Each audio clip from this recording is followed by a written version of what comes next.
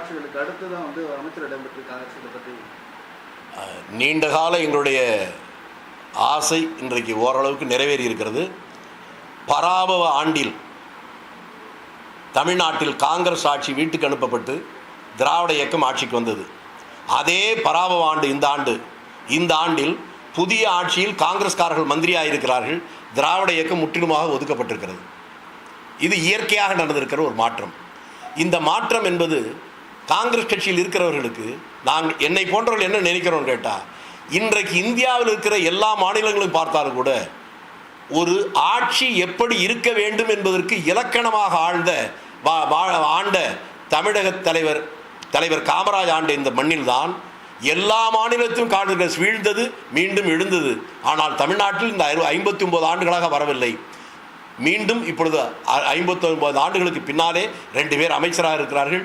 இது பலமடைந்து தனியாகவே காங்கிரஸ் முன்னணியில் இருந்து ஆட்சி செய்கிற ஒரு காலம் வருவதற்கான துவக்கம் என்றே நான் நினைக்கிறேன். அது தேர்தலுக்கு முன்பே தமிழக வெற்றி கழகமும் காங்கிரஸ் கட்சியும் இணைந்து போட்டியிடுவது என்றுதான் இருந்தது. சிலவற்றை சொல்வது நாகரிகமில்லை, ஆகவே நான் சொல்லவில்லை.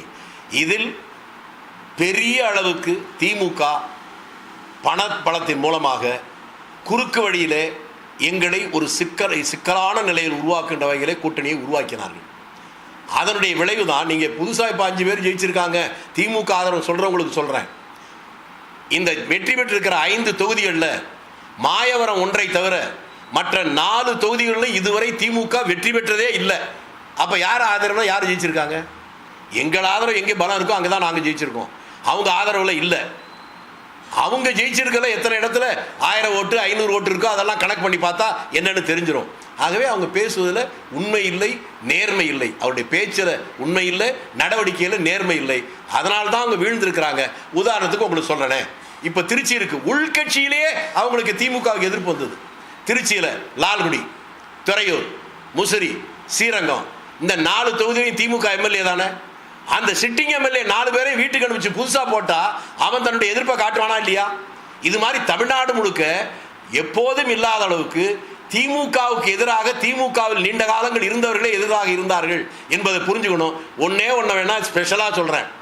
சட்டமன்றத்தில் நடந்த நிகழ்ச்சியை வச்சு அதிமுக உடைஞ்சு போச்சுன்னு ஊர் பூரா நினைக்குது. இப்போ நான் சொல்கிறேன், திமுக உடைந்திருக்கிறது. அது வெளிப்படையாக சீக்கிரம் தெரியும். ஒருவேளை சட்டமன்றத்திற்குள்ள ஆதரவு எதிர்ப்புன்னு அந்த ஓட்டெடுப்பில் கடந்திருந்தா அதை எதிர்க்கிற ஓட்டு ஆதரிக்கிற ஓட்டு பிரிஞ்சிருக்கும். அவங்க 2லையும் கலந்துக்காம வெளிநடப்பு செய்ததால் இப்போதைக்கு தெரியவில்லை. எதிர்காலத்தில் இப்படிப்பட்ட ஒரு நிலைமை வந்தால் திமுகவும் அதிமுகவை போலவே உடையும். அது எனக்கு தெரியும். இப்போது சொல்றேன், எதிர்காலத்தில் பாருங்கள். அதுதாங்க நான் சொல்றேன். என்ன சொல்றேன்னு கேட்டா, சனாதனம் என்பது இதனுடைய பழக்க வழக்கங்கள், ஒரு மரபுன்னு வச்சுங்க. எல்லா மதத்திலும் அப்படி இருக்கு. இதை எதிர்த்து தான் போராடுறோம் நீங்க சொல்றீங்க. சரி, அதை கூட நான் வாத்து ஒத்துக்குவேன். அதை போராட வேண்டிய உங்க வீடு இல்லை. உங்க அம்மா பெரிய பொட்டு வச்சிருக்கிற அது சனாதனம் இல்லையா? ஊர் ஊரா கோயிலுக்கு போகுது அது சனாதனம் இல்லையா? தேர்தல் முடிஞ்ச உடனே கொடைக்கானலுக்கு பக்கத்தில் போய் அந்த அந்த பாறை அந்த என்ன குளஞ்சியப்பர் கோயில், அந்த கோயிலில் போய் 100 பிராமணர்களை வச்சு யாகம் பண்ணுச்சே அது சனாதனம் இல்லையா? உங்க பாட்டி ஊர் ஊரா போச்சே, அத்திவரதர் வர்றாருன்னு சொல்லி ஒரு நாள் முழுக்க காஞ்சிபுரத்திலே காத்திருந்தாங்களே அது சனாதனம் இல்லையா? உங்க வீட்டுக்கு சாமியாரை கூட்டு வந்து உங்க அப்பனும் தாத்தாவும் காலை தொட்டு கும்பிட்டாங்களே அது சனாதனம் இல்லையா? அங்கே வீட்டில் போய் பேசுறதை விட்டுட்டு சட்டமன்றத்தில் பேசுவதில் என்ன பிரயோஜனம் இருக்கு?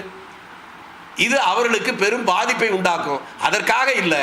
மதம் என்பது அவர்களுடைய விருப்பம். இன்னும் சொல்ல போனால் என்னை பொறுத்தவரையில் என் பிறப்புக்கு நான் காரணம் இல்லை, இறப்பு என் கையில் இல்லை. இதுதான் எல்லாருக்கும் பொருந்தும் நினைக்கிறேன். அப்படி இருக்கிற போது ஜாதி மதம் இனம் இதை வைத்துக்கொண்டு மக்களை பிளவுபடுத்த நினைக்கிறவன் மனித குலத்திற்கு தீங்கு செய்கிறவனாகத்தான் நான் பார்க்கிறேன். அந்த அடிப்படையில் அந்த தப்பான அணுகுமுறையில் இருக்கிற உதயநிதி அடுத்து தேர்தல் வந்தால் இந்த அவருடைய தொகுதியும் இழப்பார். எங்களுக்கு ஒன்று சேர்க்கிற அவங்க விருப்பம் தானே. கட்சிக்கு வர்ற ஆதரிக்கிறாங்க, யார் ஆதரிக்கிறாங்க யார் ஆதரிக்கிறது இல்லை. இன்னொன்று இப்போ இப்படி பார்ப்போங்க, நான் ஒன்று கேட்குறேன். இப்போ அதிமுக ஆதரிக்கலை, இல்லைன்னா இந்த ஆட்சி கவிழும். சரியா? கவிழ்ந்ததுக்கப்புறம் வேற யாரும் ஆட்சி பண்ண முடியுமா? திமுக அதிமுக சேர்ந்தாலும் ஆட்சி வைக்க முடியாது. திமுக அதிமுக 2 பேரும் சேர்ந்தே 108 இல்லை. அப்போ ஆட்சி அமைக்க முடியாது. அப்போ திரும்ப தேர்தல்னால வரும். தேர்தல் வந்தால் என்ன ஆகும்? 2 சீட்டு 3 சீட்டு வச்சிருக்கலாம், இந்த சீட்டு வராமல் போயிடும்.